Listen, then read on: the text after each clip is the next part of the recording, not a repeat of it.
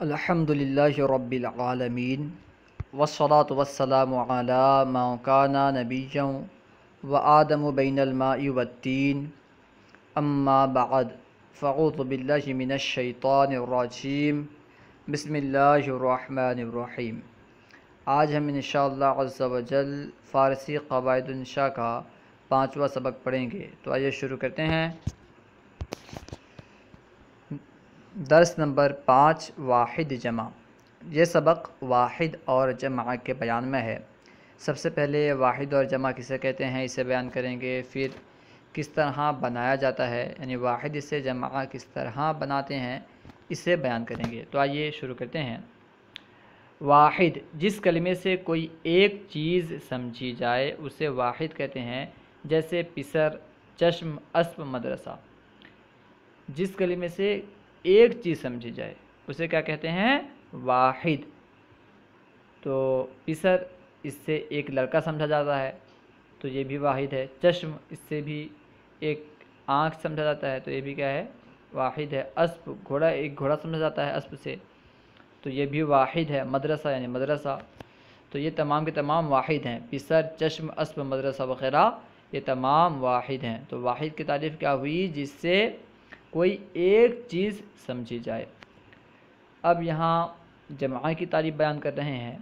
جمع، جس کلمے سے ایک قسم کی کئی چیزیں سمجھی جائیں اسے جمع کہتے ہیں۔ جس کلمے سے ایک قسم کی کئی چیزیں یا بہت سی چیزیں سمجھی جائیں اسے جمع کہتے ہیں، جیسے پسران، چشمہ، اسپہا، مدارس، یہ سب کیا ہیں؟ جمع ہیں۔ پسران یعنی بہت سے لڑکے، چشمہ بہت سے چشمے، اسپہا بہت سے گھوڑے، مدارس یعنی بہت سے مدرسے۔ تو جس کلمے سے بہت سارے چیز سمجھی جائیں اسے کہیں گے جمع، یا جس کلمے سے ایک قسم کی بہت ساری چیزیں سمجھی جائیں اسے جمع کہیں گے۔ اب یہاں تنبیہ میں بیان کر رہے ہیں مصنف کہ جاندار کی جمع کے لیے آخر میں عموماً الف نون بڑھا دیتے ہیں اور غیر جاندار کے لیے ہا بڑھا دیتے ہیں۔ یعنی کس طرح جمع بناتے ہیں واحد سے اس کو بیان کر رہے ہیں اور فرما رہے ہیں کہ اگر جاندار کی جمع بنانا ہو تو واحد کے آخر میں الف نون بڑھا دیتے ہیں، اور اگر غیر جاندار کی جمع بنانا ہو تو پھر واحد کے آخر میں ہا کا اضافہ کر دیتے ہیں۔ جیسے مثال دے رہے ہیں ہر ایک کی، مردم سے مردمہ، کیونکہ مردم یہ جاندار ہے اس کی جمع بنانے کے لیے آخر میں الف نون کا اضافہ کیا گیا۔ پسر سے پسرا، کیونکہ یہ بھی واحد ہے اور یہ کیونکہ جاندار ہے، پسر جاندار ہے، اسی وجہ سے اس کی جمع میں الف نون کا اضافہ کیا گیا، یعنی الف نون کا اضافہ کر کے اس کی جمع بنائی گئی۔ زن یعنی عورت، اس کی جمع ہوگی زنان، یعنی کیونکہ زن بھی جاندار ہے اسی وجہ سے اس میں الف نون اضافہ کر کے، الف نون بڑھا کر کے زن کی جمع زنان بنائی گئی ہے۔ چشم سے چشمہ، کیونکہ غیر جاندار ہے اس لیے چشمہ۔ کتاب سے کتاب، یہ بھی غیر جاندار ہے اس لیے ہا بڑھایا گیا ہے۔ جامع سے جامہ۔ لیکن کبھی اس کے خلاف بھی ہوتا ہے، لیکن کبھی اس کے خلاف بھی ہوتا ہے، یعنی جاندار کی جمع کے لیے الف لام تو استعمال ہوتا ہے لیکن کبھی اس کے خلاف ہوتا ہے۔ کیا مطلب؟ کبھی کبھی جاندار کی جمع بنانے کے لیے الف نون استعمال نہیں ہوتا بلکہ ہا استعمال ہوتا ہے، اور کبھی غیر جاندار کی جمع بنانے کے لیے الف نون استعمال ہوتا ہے۔ وہی بیان کر رہے ہیں لیکن کبھی اس کے خلاف بھی ہوتا ہے، جیسے چشم سے چشمان، چشم یہ واحد ہے، اس کی جمع چشمان ہے۔ دیکھیں یہاں پہ چشم یہ غیر جاندار ہے، باوجود غیر جاندار ہونے کے اس کی جمع الف نون کے ذریعے سے بنائی گئی ہے۔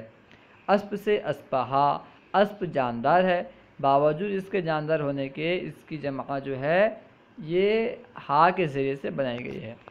اور جب اسم کے آخر میں ہا ہو تو کبھی ہا کو گان سے بدل دیتے ہیں۔ کبھی کبھی ایسا ہوتا ہے اسم کے آخر میں جو ہا ہوتا ہے اسے گان سے بدل دیتے ہیں، جیسے بندہ سے بندگان، بندہ اس کے آخر میں ہا ہے تو اس ہا کو گان سے بدل دیتے ہیں تو اس جمع بن جاتی ہے، جیسے بندہ سے بندگان اور خواجہ سے خواجگان۔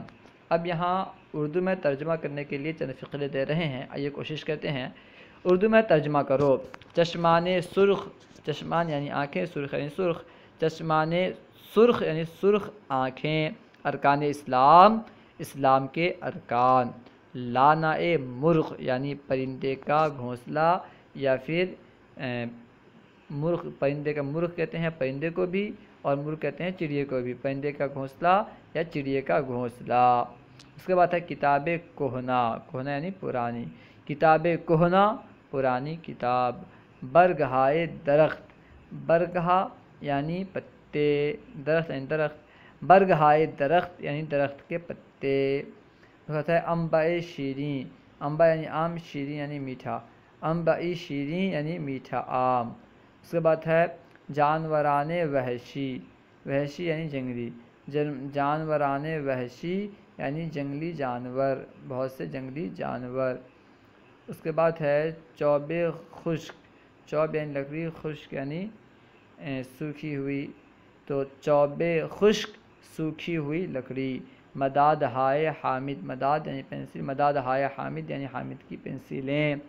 قلم ہائے قشنگ، قلم یعنی بہت سے قلم، قلم ہائے بہت سے قلم، قشنگ یعنی خوبصورت، قلم ہائے قشنگ یعنی خوبصورت اقلام، بہت سارے خوبصورت قلم، قلم ہائے قشنگ بہت سارے خوبصورت قلم۔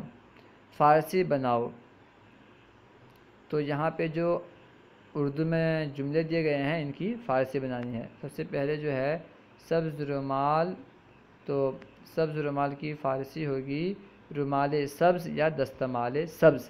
روٹی کے ٹکڑے، ٹکڑے کے لیے فارسی میں پارا استعمال ہوتا ہے، تو ٹکڑے پارا کی جمع لائیں گے کیونکہ ٹکڑے، روٹی کے ٹکڑے، اس سے معلوم ہو رہا ہے کہ جمع کیسے کا ہے، تو اس کی جمع آئے گی پارہائے نان، روٹی کے ٹکڑے پارہائے نان۔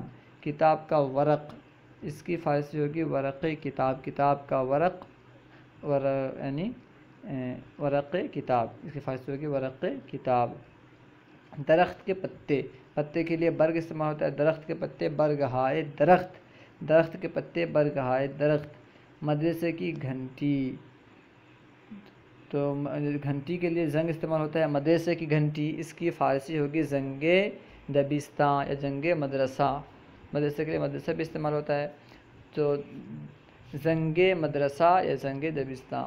بلبل کے گھونسلے، گھونسلے کے لیے آشیانہ استعمال ہوتا ہے، تو بلبل کے گھونسلے، اس کی فارسی ہوگی آشیانہ عندلیب، بلبل کے گھونسلے آشیانہ عندلیب۔ میٹھا میوہ، میوہ کے لیے میوہ استعمال ہوتا ہے، میٹھا کے لیے شیریں، تو میٹھا میوہ اس کی فارسی ہوگی میوہ ہائے شیریں، میٹھا میوہ میوہ ہائے شیریں۔ اس کے بعد ہے پالتو مرغ، پالتو یعنی جسے ہم پالتے ہیں، اس کی فارسی بنائیں گے اہلی، پالتو یعنی اہلی، اور مرغی اس کی فارسی بنائیں گے مرغی کی باکیان، پالتو مرغی اس کی فارسی ہوگی باکیان اہلی، پالتو مرغی باکیان اہلی۔ اس کے بعد ہے کھٹے نیمو، کھٹے کے لیے ترش، لیمو کے لیے نیمبو، کھٹے نیمبو یعنی نیمونے ترش، لیمون ہائے ترش بھی کہہ سکتے ہیں، کھٹے لیمو، لیمون ہائے ترش۔